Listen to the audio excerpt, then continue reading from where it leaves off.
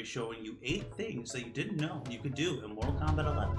Just little texts and things like that that you probably didn't know about Mortal Kombat 11. Kombat 11. Kombat 11. Kombat 11. Kombat 11.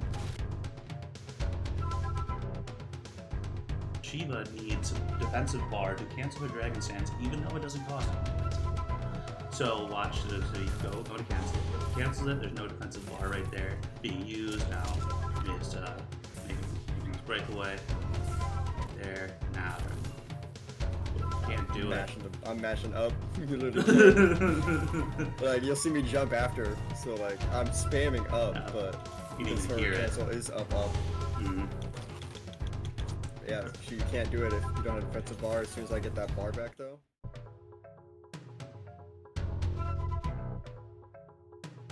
Garrus actually has some tech on this stage specifically.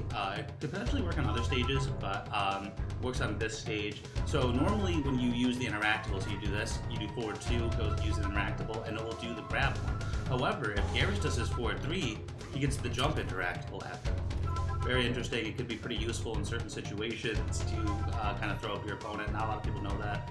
There's a shout out to Cease MH. He's the one who showed me that. So I'm not sure if he's the one who invented it or discovered it, but he was the one who showed me it. So I'll make sure to leave a link to his YouTube channel in the description. Definitely make sure to follow that guy because he knows a lot of stuff about these games.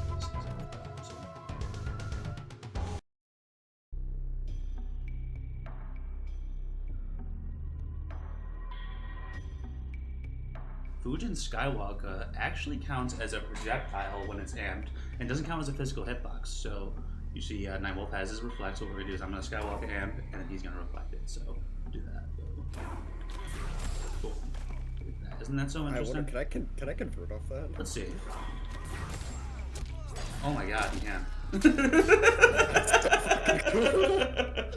Hey yo, hold up. Oh no. This character got some sauce.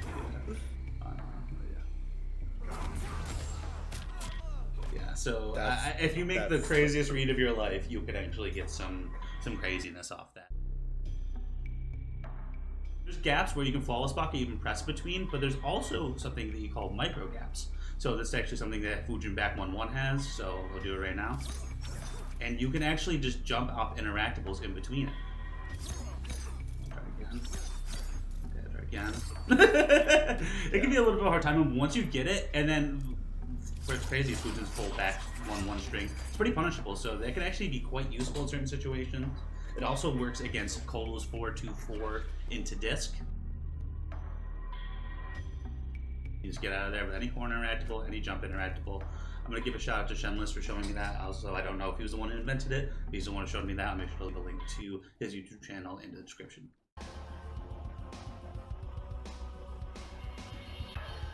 So the next one we're going to be talking about revolves around Kano, specifically his biomagnetic pole. So as you know, when people use it, a lot of good combos that you can go for, a lot of adds up to his mix-up and pressure. But little known fact is it actually has unique properties when compared with his knife. So, usually, let's not have the knife go away real quick. Yeah. So usually his bio pole, right about a little bit less than starting distance screen, that's where biopole really shines.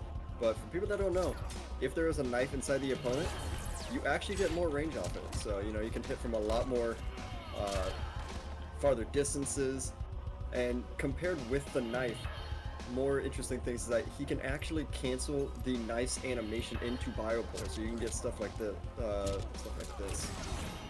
You will have to spend a bar, and then if you still want a combo off of it, you will have to spend a second bar. But it is an interesting thing that he can still do, especially with characters that can duck under that forward 1-2 string. It just gives him an extra option to basically get more combo routes, get those saucier combos. And since he can cancel the knife mid animation, you can actually do interesting things where during neutral, he will actually bio pull the knife itself, and if it doesn't hit a target, it will pull it back towards him. So people like jumping over your projectiles and you have a bar to spare, throw it out, pulls it back.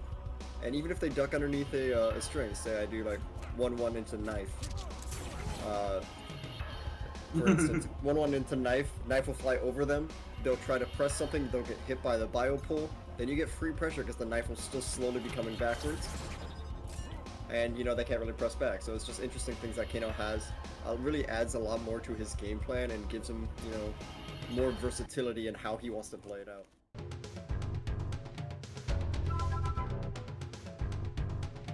Xiao throws his spear and it reflects, and Nightwolf reflects it and it hits himself, it will actually count as the charge, or it will actually count for loading up his 1-4 or his 1-2 grab KB. So you'll see that right here, I'm holding it, didn't get the KB, so now I'll show you getting hit by it. Okay, that counted as 1. Bam, there's 2.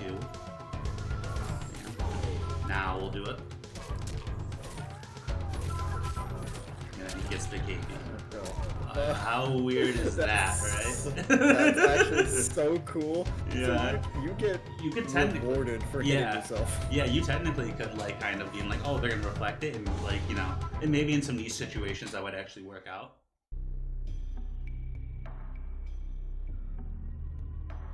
Show you what happens when sub amp ICEBALL gets matched up against Aaron Scudshot. So what happens is amp ICEBALL just gets immediately beaten out by regular Scudshot. However, if they amp the Scudshot, hold on, I just froze him.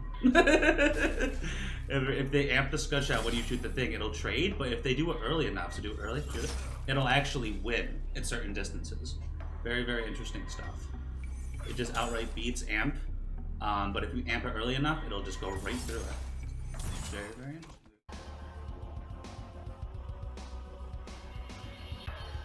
Differences between up 3 invincibility and armor. So I traditionally think a lot of people think up 3 has armor, but it's actually invincible. I knock you down, and then normally see how that normally armor breaks? It just goes right through it because it's not armored, it is invincible.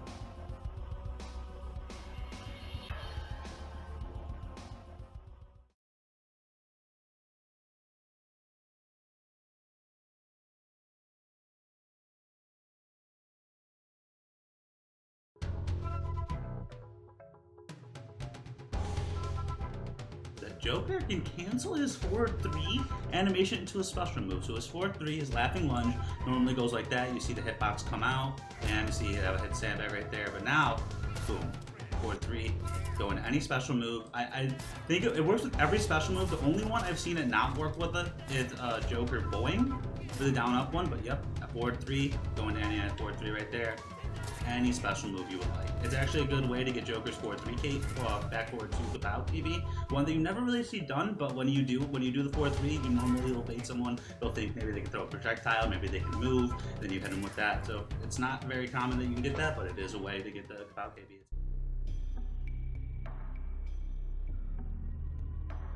We're going to show you what happens when you soul steal and then you soul forfeit with Shang as spawn.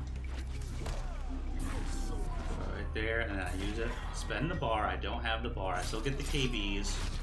Easy KBs. Bada bing. It is reduced though. And then when you change back into spawn, so you get both the bars back, you change back in the soul forfeit spawn, you lose the bar again. You get the KBs though.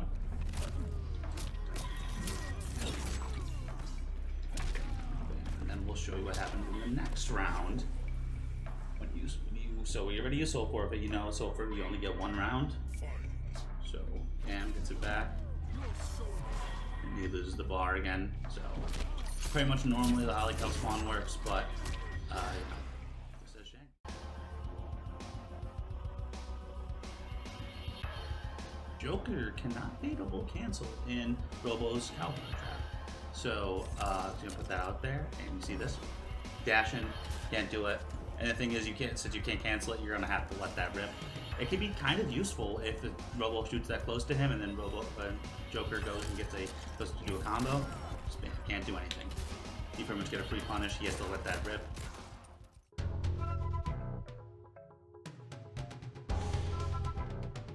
Also talking about RoboCop's Shovel Trap, specifically the amplified version. You know, where he throws out the gas, has a little interesting properties where even if you're blocking it, it can still put you in a restand state where RoboCop can get a combo off of it.